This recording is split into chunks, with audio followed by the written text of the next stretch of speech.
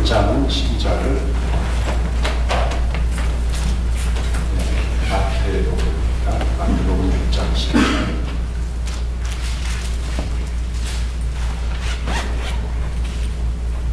우리 같이 함성을 읽겠습니다. 시작. 우리가 우리에게 죄 지은 자를 사하여 준 것 같이 우리의 죄를 사하여 주옵시고. 자, 우리 주기도문 6번째 시간인데요.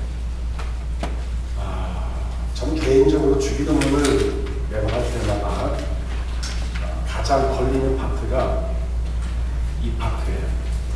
여러분 어떠세요? 그냥 막 넘어갑니까? 네, 저는 이거 할 때마다 항상 걸려요. 왜냐면은 우리가, 다시는 우리라는 말 대신 나라는 말을 쓰게 되면, 나 이명은에게 죄 지은 자를 다 용서해 줬기 때문에 하나님 나의 죄를 당연히 용서해 주셔야 됩니다 라고 하는 내용으로 이해를 한다면 이 기도가 굉장히 거북하고 어려운 기도일 수 있어요. 여러분, 이 기도문을 여러분들 매번 할 때마다 어떻게 이해하고 했는지 모르겠습니다. 만약 지금 우리가 그냥 일반적으로 이해하듯이 하나님, 내가 나한테 지은 그 모든, 나에게 잘못을 한 모든 사람들을 다 용서해 줬습니다. 그러므로 하나님 당신도 나의 모든 죄를 당연히 용서해 주셔야 됩니다 라고 이렇게 생각하신다면 여러분, 오늘 이 본문에서 예수님이 가르쳤던 주기도문하고 많이 동떨어지는 거라는 것을 우리가 알게 될 것이에요. 자, 먼저 여러분, 오늘 요 마태복음 6장 12절에 나와 있는 요 내용을 영어 성경이나 아니면 헬라어 원문에 맞춰서 문장을 재구성을 해보도록 하겠습니다. 자, 우리 한글 성경하고 헬라 원문하고 완전히 뒤바뀌어서 나왔어요. 이게 무슨 말이냐면, 원래대로 말한다면은 우리의 죄를 사하여 주옵소서가 먼저 나와요. 우리의 죄를 사하여 주옵소서, 우리의 죄를 용서해 주옵소서. 그 다음에 우리가 우리에게 죄 지은 자를 용서한 것 같이 라고 점점점점 이렇게 나갑니다. 그러니까 메인 센텐스는 하나님 우리의 죄를 용서해 주십시오 라는 얘기예요. 자, 그것부터 한번 살펴보죠. 하나님 우리의 죄를 용서하여 주십시오. 우리 한글 성경에는 여기 보면 우리 죄를 사하여 주옵소서라는 나왔지만 영어 성경이나 헬라 원문에 보면은 이 죄라는 말 대신 영어로 말하면 debts, 빚들, 부채들, 예, D-E-E-T-S, debt 하면은 빚이죠. 거기에 복수, debts라고 나와 있어요. 물론 여러분, 예수님이 주기도문을 가르쳐주는 얘기는 마태복음 6장에 나와 있고 누가복음 11장에 한 번 더 나와 있어요. 누가복음 11장 4절에는 그냥 sins라고 나왔습니다. Forgive us our sins로 나와 있어요. 그런데 마태복음에는 Forgive us our debts라고 나와 있어요. 그러니까 누가하고 마태가 다른 단어로 사용했던 이유가 있어요. 마태복음은요, 유대인들을 위해서 썼습니다. 그렇기 때문에 유대인들은 족보를 자랑하기 때문에 마태복음 1장에 족보가 나왔고요. 그 다음에 유대인들이 생각할 때 죄는 하나님 앞에 갚아야 될 빚, 부채로 항상 생각했어요. 그래서 성경에 보면, 특별히 신약 성경에 보면 죄라고 하는 말을 할 때 항상 빚, 부채, debt라고 하는 말로 항상 표현을 할 때가 많아요.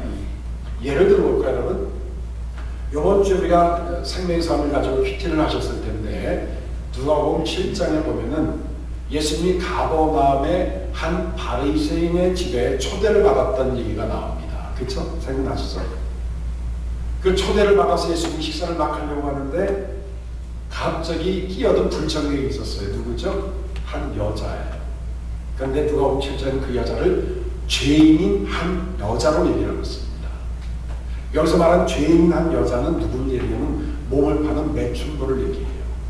매춘부인 한 여자가 예수님이 바리새인 집에서 식사를 하는데 끼어들어서 자기가 가지고 온 감량류를 가지고 머리에 붓고, 예수님이 들어오시자마자 예수님의 발을 물로 다 깨끗하게 씻겨주고 눈물을 펑펑 그냥 닭똥 같은 눈물을 흘리면서 그 눈물로 예수님의 발을 또 적시는 거예요.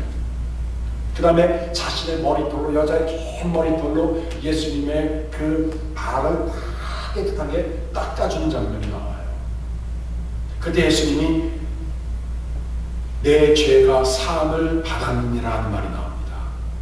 그 죄 사함을 받았느니라 하는 말을 하면서 예수님이 무슨 비유를 하냐면은, 바리새인이 예수님을 이렇게 약간 이상하게 얘기해요. 당신이 말한 진짜 선지자였다면은 이 여자가 대체 어떤 여자인지를 분명히 알았을 것입니다. 알았다고 하면은 당신은 이 여자가 발을 씻겨주거나 감량유를 부었을 때에 노 땡큐 노 땡큐 하였을 것입니다. 왜냐하면 이 여자는 부정한 여자이기 때문에, 부정한 여자를 당신 만지면 당신 부정하기 때문에 당신 진짜 선지자가 맞아요? 하는 의미라서 약간 예수님과 딴지를 걸었어요. 예수님이 비유를 들어서 얘기합니다. 어떤 사람이 있었는데 한 사람은 500데나리온의 빚을 진 사람이고 한 사람은 50데나리온의 빚을 진 사람이다. 이 사람들은 받을 필요 없었다. 그래서 채권자가 이 빚을 갚지 않았는다고 해서 폐기업부를 다 시켜줬다. 탕감을 해줬다. 그렇다면 어떤 사람이 더 감사하다고 생각하겠느냐? 어떤 사람이에요? 500데나리온. 이 여자의 마음은 마치 나는 500데나리온의 빚을 진 자 같은 마음을 가졌다. 그런데 성경에 나와 있지 않지만 여러분, 이 여자는 예수님을 그 전에 만났어요. 만나서 예수님이 그 죄를 다 사하셨어요. 그러니까 예수님이 누가복음 7장에 죄의 사함을 받았느니라는 말은 여러분 과거 시제로 되어 있어요. 과거에 예수님이 이 여자를 만나서 예수님이 죄를 다 용서해 주신 거예요. 다 용서해 줬는데 그게 너무 감사하고 너무 감사해서 예수님한테 찾아왔던 거예요. 왜냐하면 자기는 몸을 파는 여자이기 때문에 한 번도 사람들한테 인간 대접을 못 받았어요. 동네 지나가면 다 손가락질하죠.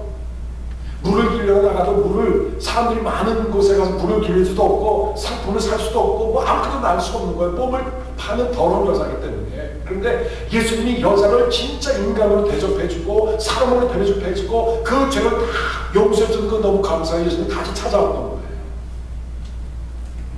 그래서 거기서 500데나리온의 빚을 진 자가 바로 죄 있는 여자로 예수님이 동등시하고 있습니다.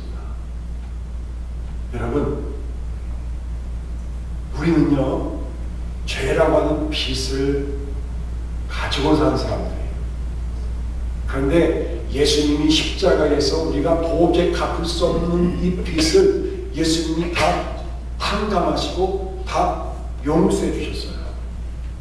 그런데 여기 보시면 우리 죄를, 우리의 빚들을 하면서 빚을, 죄를 얘기할 때 단수 얘기하지 않고 복수 얘기를 했습니다. That's 누가에서는 our sins, 나의 죄들. 왜 복수로 예수님이 기도를 가르쳐 줬을까? 이것은 뭐냐면 여러 가지 이유가 있지만 여러분, 우리는 죄 가운데 살 수밖에 없는 죄인이에요. 우리는 죄를 다 용서를 받았지만 또 죄를 또 우리는 죄를 져요. 우리가 죄를 회개했지만 회개한 다음에 얼마 안 가서 또 죄를 또 져요. 죄라고 하는 이 굴레바퀴, 이 다람쥐 차바퀴 계속 죄를 짓고 또 회개하고 때로 죄를 짓고 또 회개하고 죄에서 벗어날 길이 없는 거예요.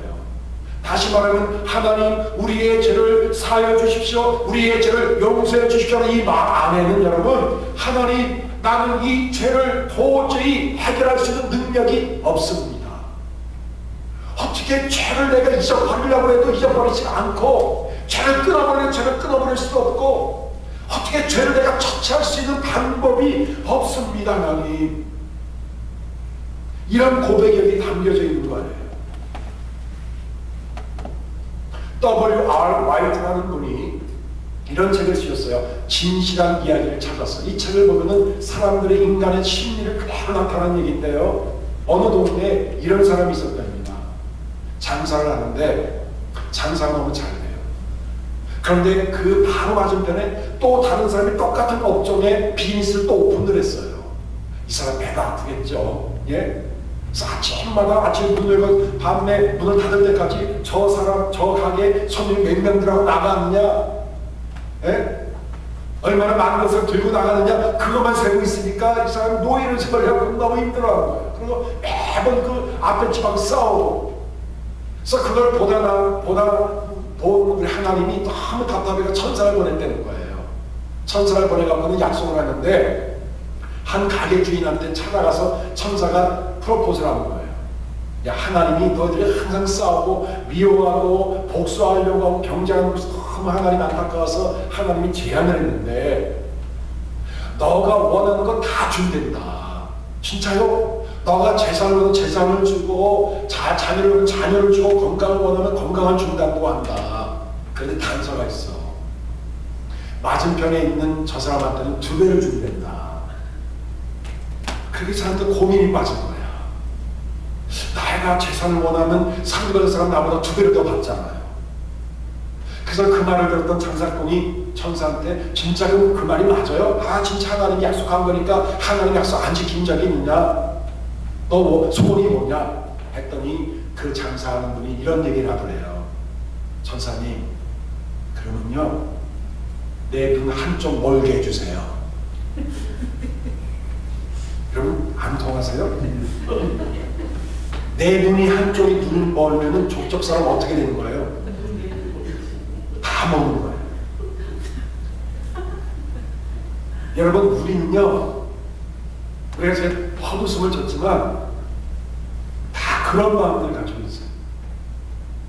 내가 안 되면 좋아. 근데 저 사람은 더 안 되면 좋겠어. 그렇죠?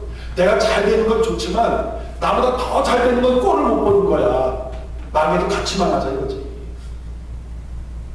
여러분 이게 우리 인간의 죄된 모습들이에요. 그래서 우리는요, 예수님이 주기도문을 가르치는 것처럼 하나님, 나는 이 죄악의 본능, 죄악의 욕망, 죄악된 생각, 여기서 빠져나올 길이 없습니다. 하나님, 그러므로 이 죄로부터 나를 용서해 주시고 구원해 주십시오라고 하는 기도를 반드시 해야 된다는 그 얘기예요.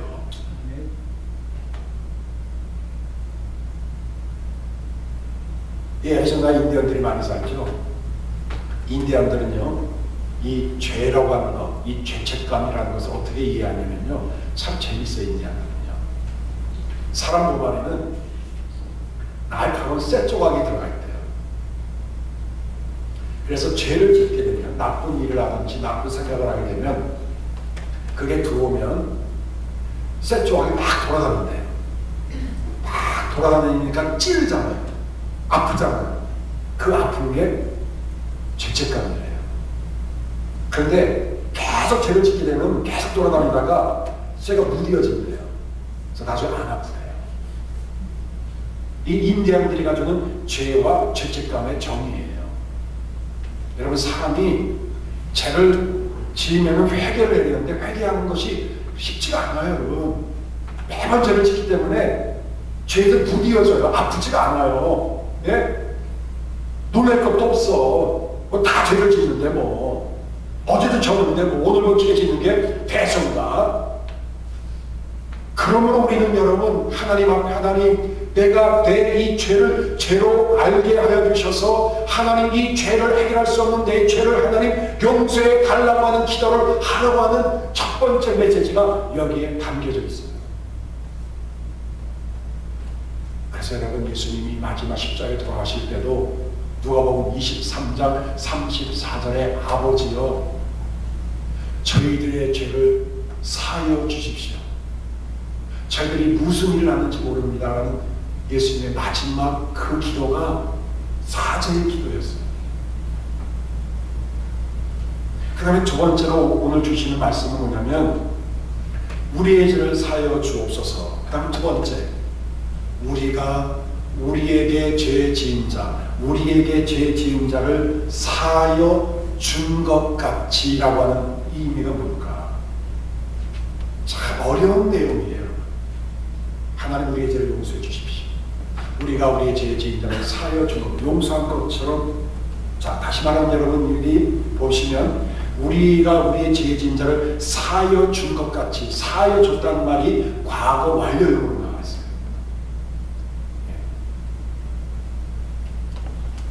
영어 성경에는 현재 완료형으로 나와요. Have forgiven our debtors. 자, 그러면 여러분 문법적으로 보면은 우리가 나에게 어떤 잘못을 한 사람을 옛날에 용서를 다 해줬어요. 그렇죠? Have forgiven. 다 용서해줬어. 그거를 보고 하나님이 내 죄를 용서해달라는 얘기예요. 여러분 이게 어렵죠? 그래서 이 알미니안주의 같은 경우는 그렇게 해석을 합니다. 우리의 죄 용서는 어떻게 되냐면 우리가 어떤 형제자매를 용서할 때에 하나님이 우리 죄를 용서한다고 생각합니다.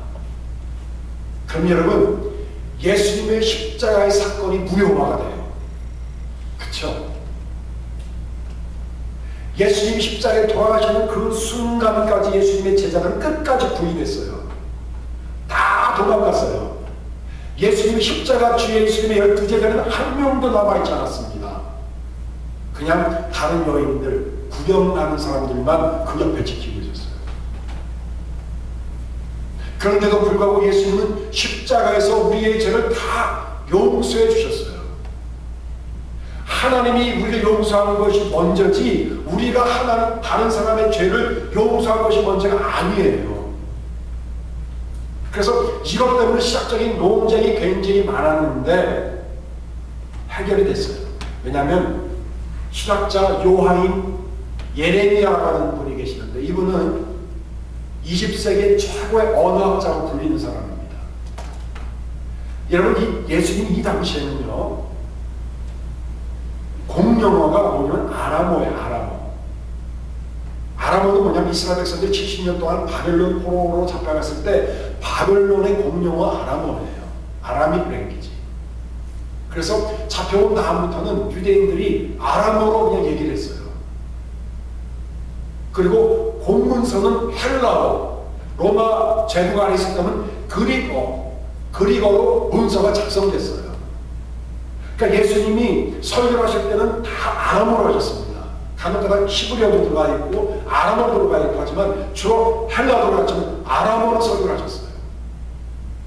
그거를 제자들이 헬라어로 성경을 이렇게 바꿔서 기록을 하면서 약간의 문제가 생겼어요.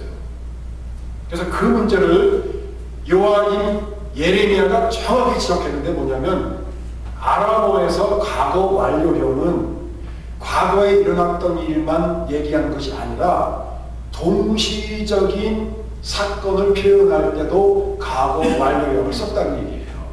다시 말하면 하나님 우리 죄를 용서해 주십시오. 동시에 우리가 우리의 죄를 사하여 준 것처럼. 다시 말하면 여러분 하나님 우리의 죄를 용서해 주십시오. 하나님이 우리 죄를 용서해 줬기 때문에 동시적으로 우리도 나에게 죄 지은 자를 용서하겠습니다. 용서할 수 있도록 도와주십시오라는 그 얘기라는 거예요. 이해가 가시겠죠?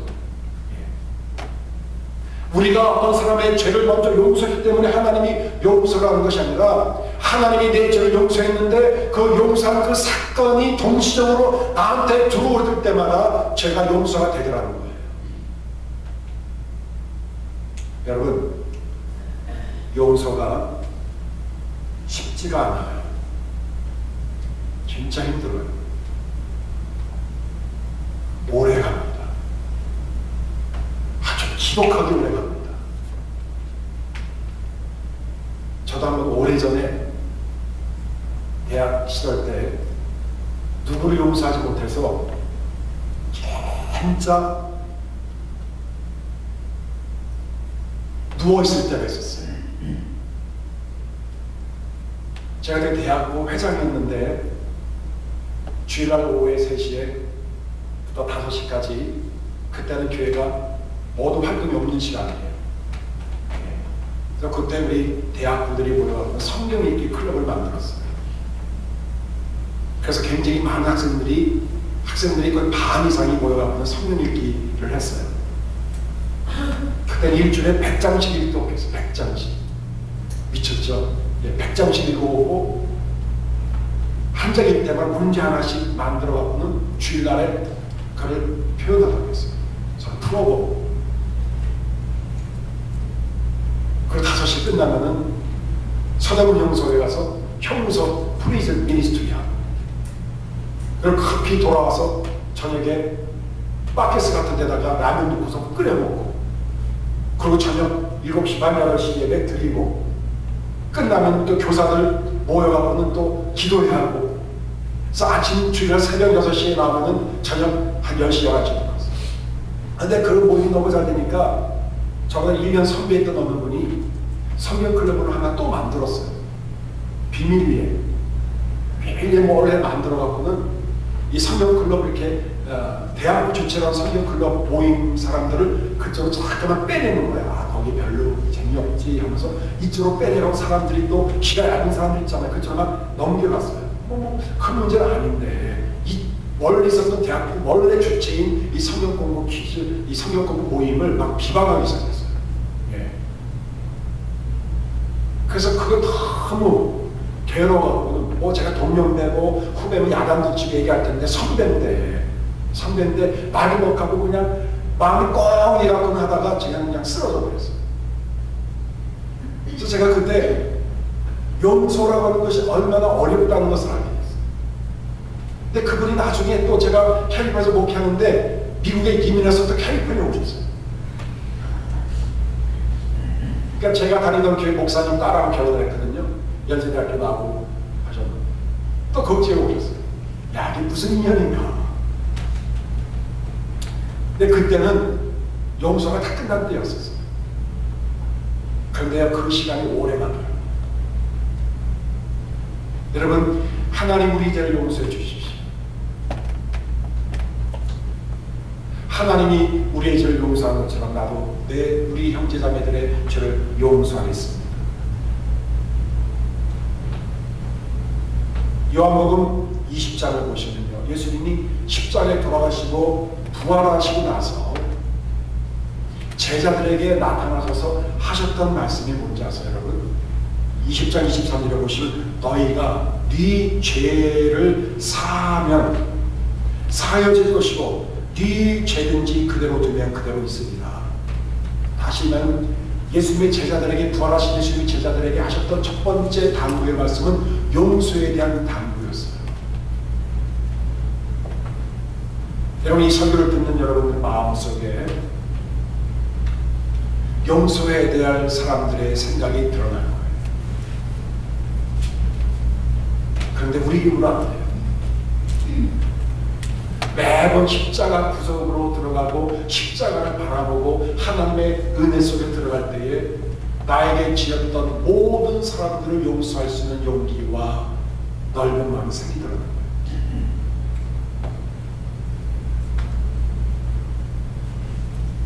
이런 마태복음 18장에 보면 베드로가 하루는 예수를 찾아왔어요. 그래도 고민이 있었나 봐요. 예수님, 내 형제를 몇 번이나 용서하면 되겠습니까? 저는 생각할 때 그 형제가 12제자 안에 있었던 것 같아요. 그러면 제자들이 매번 싸웠거든. 누가 크냐, 누가 잘났냐, 예? 그렇게 싸웠거든. 그러니까 베드로가 12제자하고 계속 3년 동안 다니면서 나를 봐줬던 사람이 있었을 것 같아요. 그래서 말은 안 하지만 예수님, 형제 중에 나도 힘들게 한 사람이 있는데 몇 번이 용서하면 되겠습니까? 7번 용서하면 되겠죠? 베드로가 7번이라고 했던 이유가 있어요. 바리새인들은요, 용서할 때 2번까지 용서하라고 했어요. 바리새인들은 3번 이상 용서하면 그 사람은 비겁한 사람이라고 했어요. 2번 이상 용서하면 안 돼요. 또 율법학자들은요, 3번까지 용서하라고 했어요. 그러니까 4번 이상 용서할 필요 없다. 근데 베드로는 몇 번이요?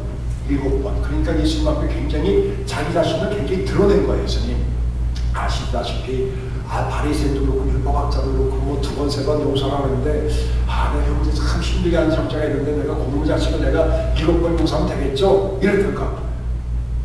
그랬더니 예수님이 뭐라고 합니까? 몇 번씩 용서하면? 7번씩 70번. 몇 번이에요 그러면? 490번. 여러분 이 말은 뭐냐면 여러분 490번의 잘못을 용서하는 말이 아니에요. 한 번의 잘못에 대해서 490번을 용서하는 얘기예요. 여러분 490번 용서한 적 있어요? 우리도 한 번씩은 3-4번 있어. 3-4번. 그냥 3번까지 용서했지만 4번까지는 자존심도 상하고, 예? 용서해도 저 사람 될 것 같지도 않고, 나나 저놈 자식 용서 안 하잖아요. 예수님은 490번 언리미티드 무제한적으로 예수님이 용서라고 했어요. 왜 그랬을까요? 하나님께서 우리의 죄를 무제한 용서하셨기 때문에 우리도 내 형제를 무제한 용서를 해야 된다고 하는 말씀이에요.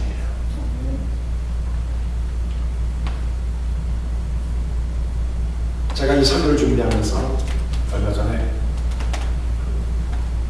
초대교회 4세기 때 아주 유명한 초대교회였던 크리소스톰, 이 라틴어로 말하면 크리소스톰스라는 사람인데 그 말의 뜻은 황금 입을 가진 사람이에요. 설교를 아주 잘했나 봐요. 이 크리소스톰의 그 얘기를 제가 알게 됐어요. 유명한 사람이거든요. 신학자고 목회자고 설교가고 초대교구라는 지금의 철제 리더예요. 이 사람이 로마 황제와 황후에 대해서 잘못을 매번 지적하니까는 도저히 견디지 못한 로마 황제와 황후가 이 크리소스톰을 감옥에 가뒀어요. 감옥에 가뒀더니 크리소스톰은 보복심리, 난 잘못도 없는데 너 그렇게 하지 않고 그가 기도를 했다는 거예요. 용서의 기도 감사합니다. 하나님 나한테 이렇게 혼자 독방에서 기도할 수 있도록 해주셔서 감사합니다. 그럴 때 그 얘기를 들었던 로마 황제와 황후가 이 사람을 또 아주 흉악한 범죄자들이 모여있는 감방으로 집어넣었다는 거예요. 그때 또 크리소스톰이 감방 안에서 이런 기도를 하더래요. 하나님 너무 감사합니다. 나한테 이 흉악한 범죄자들에게 하나님의 복음을 증거할 수 있도록 도와주시니 너무 감사합니다. 라고 또 기도를 하는 거예요. 그래서 안 되겠다 해서 이 로마 황제와 황후가 사형을 시키기로 했대요. 그랬더니 사형을 시키기로 했던 그 말을 듣자마자 크리스토스의 기도가 이렇다면 하나님 감사합니다. 성도의 가장 아름다운 죽음은 순교라고 했는데 나한테 순교할 수 있도록 해주셔서 너무 감사합니다. 그리고 나는 로마 황제와 황후를 사랑하고 용서합니다. 사형 집행 소식이 듣자마자 너무 유명한 교독이기 때문에 사람들이 막 밀란이 일어나고 동료를 일어나니까 로마 황제가 그 사람을 유배를 보내라 그랬대. 유배를 보내라. 했더니 크리소스톰이 유배지에 끌려가면서 이런 기도를 남겼습니다. 주님 감사합니다. 아직도 이 부족한 종이 할 일이 남아있는 것이니까 죽기까지 충성할 수 있도록 하시니 감사합니다. 여러분 이것이 하나님의 용서와 사랑을 받은 자가 가질 수 있는 기도요 용서의 능력이에요. 오늘 이 짤막한 기도 하나님 우리의 죄를 용서해 주십시오. 하나님이 우리의 죄를 용서해 주셨기 때문에 나도 동시적으로 내 형제자매를 용서하겠습니다. 이런 용서의 기도를 우리 하나님이 우리에게 가르쳐 주셨어요.